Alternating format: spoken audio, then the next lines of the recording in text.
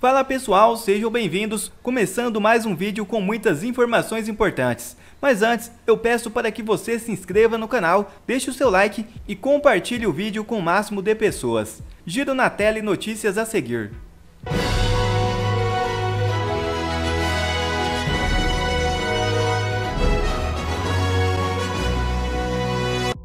CPI do abuso de autoridades pode iniciar reforma do judiciário. Veja o vídeo. Se essa CPI do abuso de autoridade for efetivamente implantada e tiver a liberdade para fazer o seu trabalho direito, sem trocadilho, ela tem tudo para ser conhecida como a CPI do fim do mundo. Sim, porque o Brasil há muito tempo está vivendo uma fase de exceção institucional. O Brasil não pode ser chamado, como está hoje, de democracia. Aqui não tem segurança do direito, muito menos a razão, o exercício pleno da razão pública e republicana. Aqui está uma bagunça. Aqui está um mandando mais que o outro. Temos aqui um desequilíbrio claro entre os poderes, no qual o poder judiciário tem se mostrado mais poderoso que os demais poderes com os quais ele deveria viver em harmonia, ou deveria atuar em equilíbrio. Esse equilíbrio já era, não acontece. Então, essa comissão parlamentar de inquérito se faz mais que necessária. Tem muita coisa para apurar, porque a autoridade tem dois pontos básicos. Primeiro, que ela não pode abusar da sua função e do cargo que ela exerce, dos seus poderes. Segundo, que a autoridade também não pode se desmoralizar.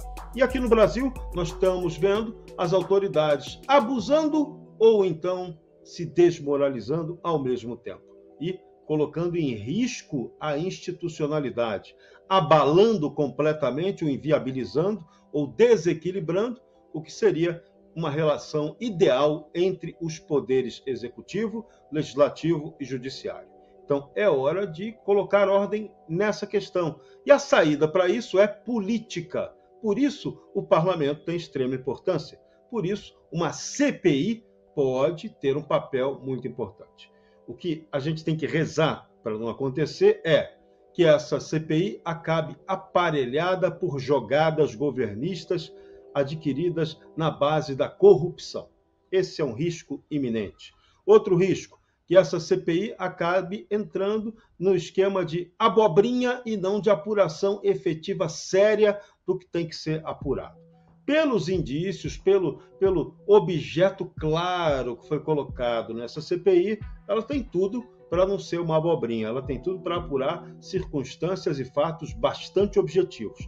E pode, no meio do caminho, esse é o risco que ela representa para o sistema de poder abusivo no Brasil, que ela apure algo muito mais sério e mais grave do que o objeto próprio dela, do que os eventuais problemas praticados pelo Supremo Tribunal Federal, pelo Tribunal Superior Eleitoral e por demais poderes. Temos uma Constituição claramente descaracterizada em vários pontos e exagerada, hipertrofiada em vários pontos, dando poder a quem não deveria ter tanto poder para que houvesse equilíbrio institucional. Então é hora de fazer política, é hora de pensar em restabelecer o reequilíbrio institucional para que tenhamos uma sonhada, uma quase utópica paz institucional.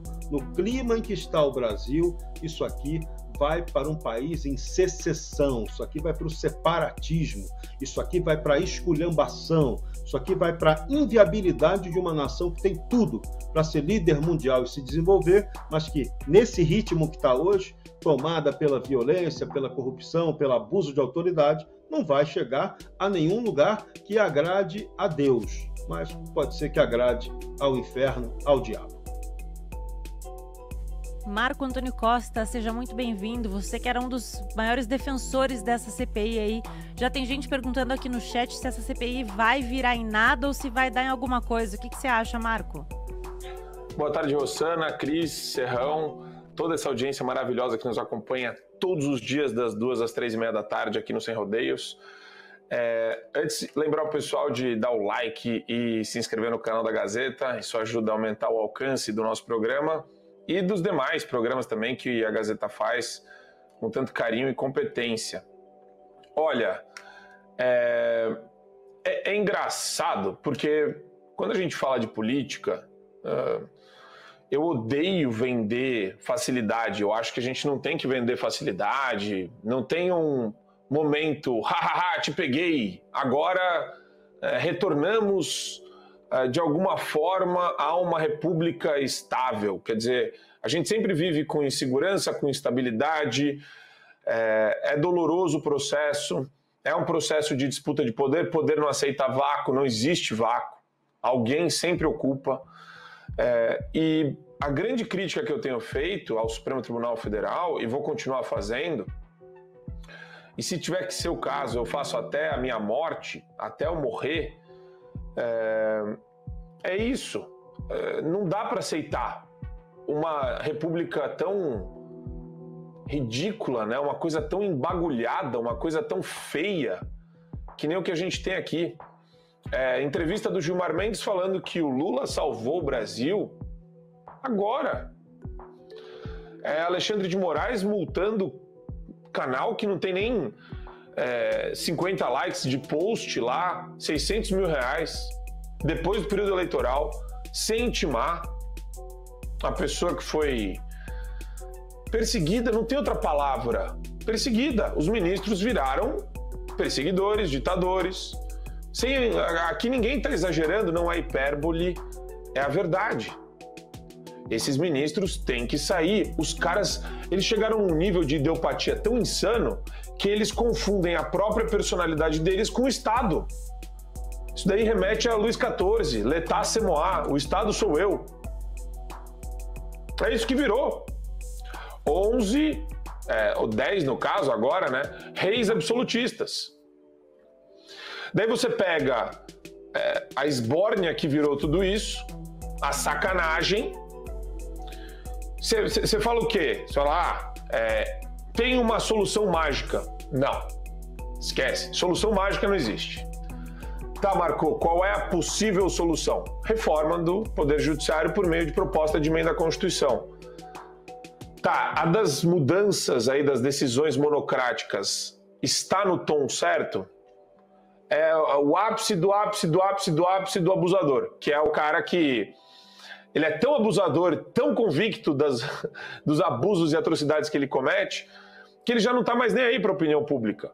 Não, vamos tirar os direitos, ou melhor, vamos tirar a prerrogativa dele proferir decisões individuais. Yes, vitória. Não, não é vitória. Não é vitória. Toda a instrumentalidade, tudo que ele pode fazer para continuar abusando, ele ainda tem. A diferença é que agora é colegiado. Ele conversa num cafezinho com o Gilmar, que tem o mesmo discurso, com o Barroso, que tem outro discurso igual, e eles se alinham lá. Fachin era defensor do MST, ainda é. Lewandowski saiu do Supremo Tribunal Federal, antes de sair estava fazendo reunião com o MST nas férias desse ano. CPI do abuso de autoridade, impedimento de ministro abusivo, a nomeação do Dino, tudo isso daí, a indicação do Dino, né, para o Supremo Tribunal Federal, tudo isso daí faz parte do mesmo conjunto de problemas.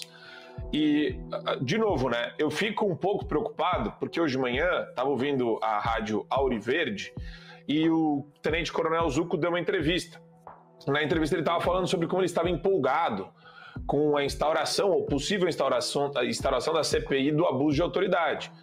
E lá ele fala sobre, né, como ele acha que aquela CPI vai ser interessante, porque ele está louco para chamar a magistrada que ofendeu a testemunha no processo do Tribunal Regional do Trabalho em Santa Catarina. Eu ouvi aquilo, eu tive eu comecei a ter quase que um surto ali, naquele momento. Falei, cara, Zucco, eu gosto do Zucco. Acho ele um cara competente, um cara sério, um cara que tá, né, querendo fazer o que é certo. Mas Zucco. Quando eu falo da esquerda devorar a gente, é exatamente disso que eu tô falando, Zucco. É exatamente disso. A CPI do abuso de autoridade para pegar ministro do Supremo e do TSE. Acabou. Quais são os abusadores mais contumazes da República Brasileira? É o Alexandre de Moraes, é o Barroso ou o Gilmar Mendes. Aí você tem Fachin, Carmen Lúcia, vai pegando. Mas tem que, para abrir a discussão de reforma do Poder Judiciário, que precisa reformar, e a gente já entendeu que precisa reformar, alô, Marcos Pontes. Marcos Pontes vai ser entrevistado amanhã pela Auriverde. Ouvirei, porque quando, de novo, tem que parar com esse negócio de falar, nossa, Marco, você bate muito duro. Como que eu bato muito duro? Tem um cara que violenta a Constituição todo dia no Supremo. O Alexandre de Moraes multou em 600 pau um perfil depois do período eleitoral, sem intimação. Gilmar Mendes deu entrevista agora falando que o Lula salvou a democracia. Barroso falou sobre fake news, falou que antigamente era diferente porque o jornal do dia anterior você embrulhava o peixe da feira do dia seguinte. Os caras estão enlouquecidos, louco, gente louca. O que você faz com gente louca? Você tira do poder. O cara tem, todos eles, assim, e eu ainda acho isso, enfim, eu acho que vão ser processados civil e criminalmente, deveriam pelo menos, por todos os crimes de responsabilidade já cometidos. A Cris falou, as pessoas às vezes ficam achando que a gente foi derrubado pelo Alexandre de Moraes. Não, aqui é só problema técnico. Amanhã pode ser. Consta, Figueiredo, Fiuza, Alan dos Santos. Cadê o canal deles do YouTube? Alguém me responde. Cadê o canal deles do Instagram, do Telegram? O Alan dos Santos está na conta 37 do Instagram. Conta 37. É normal isso? É normal um negócio desse? Mas ali a birra é pessoal. Com o ministro de Estado? Metendo a caneta no Alan dos Santos? E na empresa inteira dele? Acabou com a empresa do cara, quebrou a empresa do cara. Consta, Paulo Figueiredo, Daniel Silveira, tá preso. Clériston morreu. E aí? Não tem solução mágica. A solução é a briga institucional. Pelo amor de Deus, Zuco, gosto de você. Cara, acorda. Não é para chamar a magistrada de Santa Catarina, a CPI do abuso de autoridade, meu Deus. É para começar a discussão de reforma do Supremo. Senão, a gente vai afundar numa era de um comunista escancarado, sem vergonha.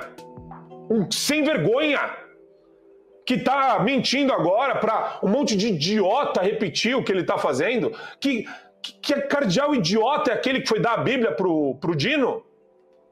Padre idiota. Tá querendo ajudar o comunista? Fazendo teatrinho para as pessoas? Me perdoa, é um padre idiota e mau caráter de fazer isso. Um baita de um comunista, leninista, assumido. Comunista odeia cristão. Sempre odiou. O Dino odeia cristão. O Dino odeia a verdade. É um comunista. A Cris falou da transformação do Michael Jackson ao contrário dele também. Agora ele tá virando negro. Para enganar a trouxa da esquerda identitária. Então, quer dizer, gente, se vocês querem ter senadores, deputados federais, centrão, base de apoio, porque se o senador começa a receber encheção de saco de prefeito, vereador, deputado estadual, governador, a base, se vocês, ajudarem a gente a chacoalhar esses senadores para eles criarem um pouco de noção do que está acontecendo, eles estão colocando o ladrão de galinha para tomar conta do galinheiro. É de uma burrice. De novo, aqui não tem nada de ideologia. É só pura burrice. Pura burrice. Colocar um cara que nem o Dino no Supremo é da mais alta estupidez que você pode imaginar um ser humano. E o pior dos senadores eles se acham gostosões. tem um cara... Uma coisa é você ser o Renan Calheiros, que está imerso na corrupção endêmica brasileira desde os tempos primordiais. Isso é uma coisa. Outra coisa é meia dúzia de bunda mole do Centrão que acha que é espertalhão. E ó, é devorado.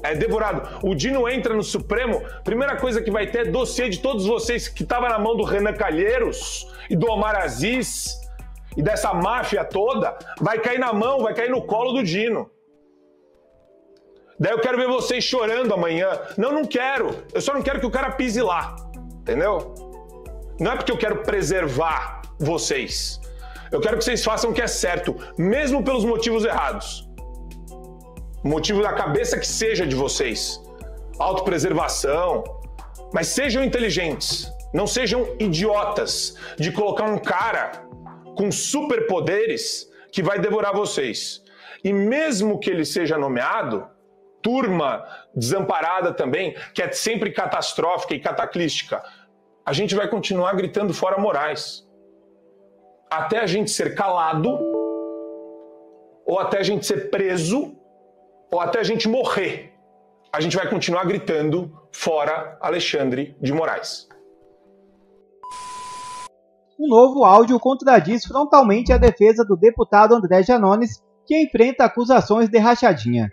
Janones havia argumentado que durante uma reunião decisiva ainda não ocupava o cargo de deputado e que os envolvidos não eram seus assessores. No entanto, o áudio recém-revelado mostra que Janones já estava em exercício no mandato e menciona uma sessão plenária na qual ele participaria. A reunião na qual ele propôs a rachadinha ocorreu na Câmara dos Deputados. Veja o vídeo. Agora sim a situação ficou extremamente complicada para o Janones. Mas por que o caso do Janones se tornou, de certa forma, relevante ao ponto de eu gravar um outro vídeo sobre isso? A não prisão e a não cassação dele é a comprovação inequívoca de que nós vivemos uma ditadura que persegue apenas um lado do espectro político. Vamos lá. Os áudios saíram. Que ele agride seus colaboradores, né? Agrediu em vários momentos, vergonhosamente, os seus assessores, os tratando como animais, como cachorros, pior do que animais. Depois as denúncias dos seus assessores dizendo que ele fazia rachadinha e depois o áudio dele mesmo falando que achava certo que deveria cobrar uma parte do salário de seus assessores. Só que aí ele deu algumas entrevistas tentando se justificar, e quando foi perguntado se esse dinheiro que os assessores dele deram no período da campanha foi contabilizado como doação eleitoral. Bom, não foi. Estranho isso. Caixa 2. Então é outro crime que ele tá admitindo. E aí, meus amigos, agora ele inventou a história de que quando ele teve aquela conversa e quando aquele áudio foi gravado, ele ainda não era deputado. Então toda a defesa dele se baseava no fato de que ele não havia assumido ainda, por isso não poderia ser cassado, já que o crime teria sido pensado antes de assumir o cargo de deputado. Porém, surge um novo vídeo. E nesse novo vídeo a situação dele fica assim, indefensável. Janones contradiz Janones sobre rachadinha. Ele disse que não era deputado ao cobrar parte do salário de servidores. Novo áudio, no entanto, revelou que ele iria participar de sessão após a reunião com os membros do seu gabinete. Eu vou mostrar para vocês o novo áudio. Vou fazer questão, inclusive, de colocar como é que chama o negócio, gente? O tape script, né, dele falando, porque o áudio dele não ficou bom. Mas vamos lá, dá uma olhada. Notícia no Facebook já deu uma porrada de deputado que já apresentou o projeto de lei, ó. Não sei se vocês viram aí essa notícia no Facebook, já deu uma porrada de deputado que já apresentou o projeto de lei, ó. Ontem tinha uma fila de 100 deputados apresentando o projeto de lei. Eu sequer sabia disso. Por que eu não sabia? Porque eu não contratei nem um especialista em técnico legislativo. Ou seja, o cara era deputado e nem sabia o que estava acontecendo. Além de tudo, é burro. Eu não, hoje tem plenário à tarde. Eu não sei o que eu vou fazer lá. Eu vou chegar lá e vou ficar perdido. O cara, deputado, eu não sei o que eu vou fazer no plenário. Ou seja, hoje tem plenário à tarde. Resumindo, ele estava na posição de deputado. Eu não sei como que é, o que eu vou fazer, que hora que eu falo, que assunto que vai ser, porque eu não contratei ninguém de plenário. Orçamento, já tem gente aí nos ministérios brigando atrás de verba, apesar de que esse não é a minha prioridade. Só estou citando que existe um profissional. E aqui tá ele falando que na época dos vídeos, na época dos áudios, como você pode ver, eu vou aumentar aqui um pouquinho, ó, ele tentando falar que na época dos áudios ele ainda não havia assumido como deputado. Deixa eu melhorar aqui para vocês poderem ver. Aí. Mais áudios sendo divulgados com eles, a história real vindo à tona. A história, eu quando ainda não era deputado, disse para algumas pessoas que eles ganhariam um salário maior do que os outros porque tivessem condições de arcar com as dívidas assumidas por eles durante a eleição de 2016. Afinal, resumindo, galera, assim, é indefensável. A situação do Janones é o caso de rachadinha com o maior número de evidências, provas irrefutáveis na história da democracia brasileira. Acho que em nenhuma outra situação havia tantos casos de rachadinha. Se o Janones não for preso, caçado é o mínimo, nós temos a certeza de que ele será caçado, não tem condição. Mas se ele não for preso por isso, aí, meu amigo, é porque realmente a gente vive uma ditadura que persegue apenas um lado do espectro político e o outro lado pode cometer os crimes que eles quiserem, que nada lhes acontecerá. E o engraçado... E outra notícia já na tela. Agora, PGR pede ao STF que dê 48 horas para Facebook enviar vídeo postado por Bolsonaro após atos do 8 de janeiro. Após a invasão da sede dos Três Poderes, Bolsonaro postou e depois apagou vídeo em que questionava a vitória de Lula e fazia falsas afirmações sobre fraude nas urnas. A Procuradoria-Geral da República apontou em manifestação enviada ao Supremo Tribunal Federal nesta segunda-feira 4 que após 11 meses, o Facebook ainda não encaminhou o vídeo postado pelo ex-presidente Jair Bolsonaro em que questionava o resultado das eleições após os atos de 8 de janeiro.